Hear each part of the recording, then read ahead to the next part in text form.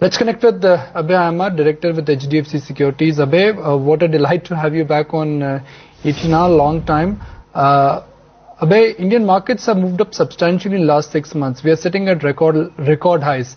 Are you a bit worried about the valuations being stretched, or do you think earnings growth will help us maintain the momentum?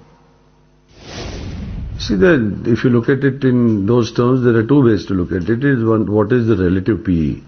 Now, there is a band for the PE, so it's still by future earnings, even given the lowest projection, it is not at the top end of the band. And secondly, sorry, the fact is that over these 6 months, every quarter, the earning projection is only going to add to that. So I don't think we are really in a both technically and fundamentally we are in a zone where we need to really get worried. Because markets move in a band. I mean, you could be at the lowest end of the valuation or you could be the upper end of the valuation, but you're not in a dangerous zone. Right, Abhay, so what's the advice to investors at this juncture? Should they look at fresh positions or just sit on what they already hold? No, we are still looking at,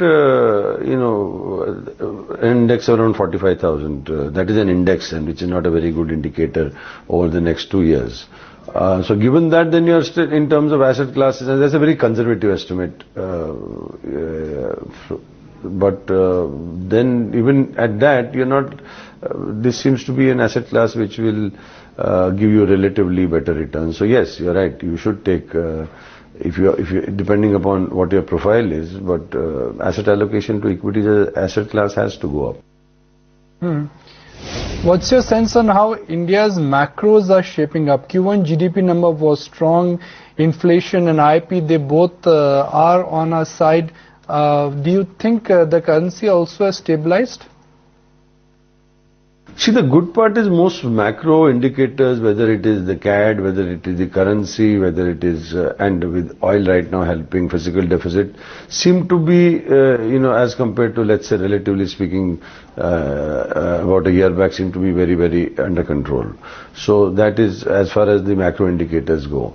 And from the way I see what is happening in the current, as far as the government role is concerned, clearly, while one is not seeing any big bang reforms or big announcements, all indications are that work on the existing projects or existing bottlenecks is being, is happening quite fast and quite steadily. So if that, because India being an economy where the government participation, especially in the infrastructure projects, is very high, if that presumption, what I'm saying, is true, then it will translate into better growth, because you'll see more development and confidence and projects clearing.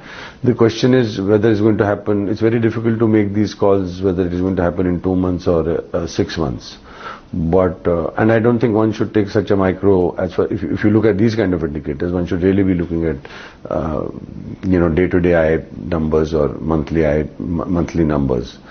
But all indications are, yes, this will translate into additional growth.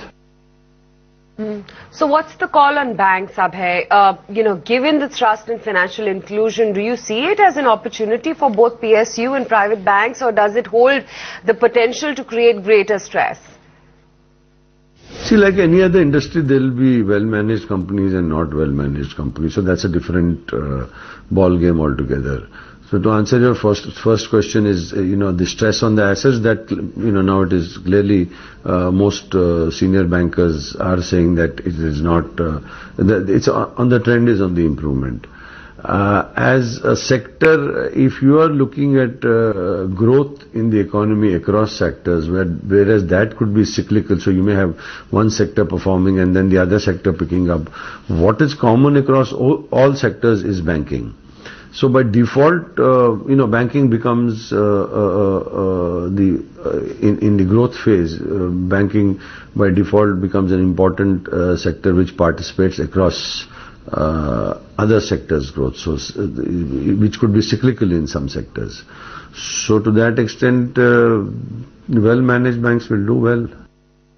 Now, regulatory and policy changes can be tricky for an industry. Do you see that mining and the steel industry currently could be in a limbo because the Supreme Court decision is not out yet?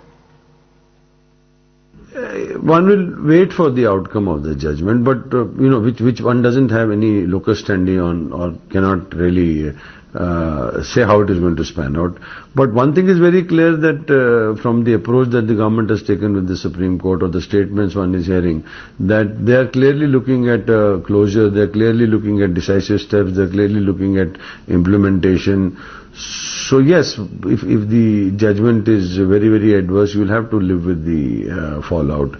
But the good part is that they are prepared for it or preparing for it and willing to go ahead and take whatever comes along and then then start afresh if required. Or so the urgency that I hear from the government on getting work started, or the plea that it has made to the Supreme Court, seems to be very much on the practical side and seems to be a set of people who want work done, who are not letting, as it was happening previously, letting it just lie there and time take its own course. So there is a clear, now if a judgment is adverse and impacts certain companies, with the result it impacts certain banks or on the balance sheet, I think that is something that we will have to take as a part of the setup.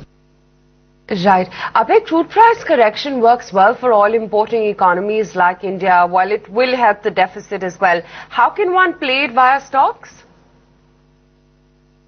See, on a macro level, my view is that reforms are for what? Or big bang or small bang. Reforms are basically to, it should eventually materialize in growth. If it doesn't, then no matter how big the reform is, as we have seen in the past, it doesn't really matter.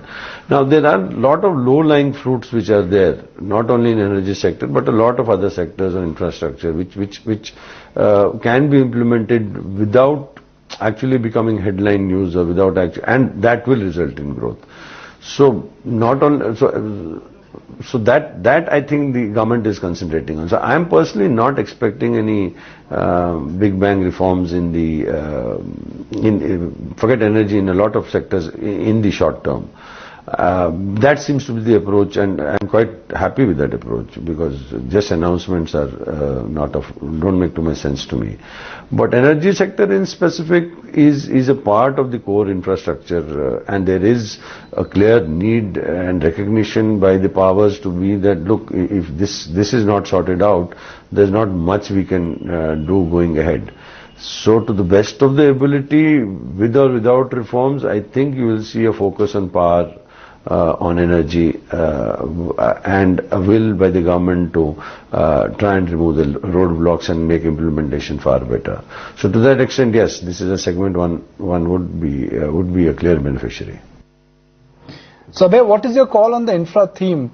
The road companies, port companies, capital good companies.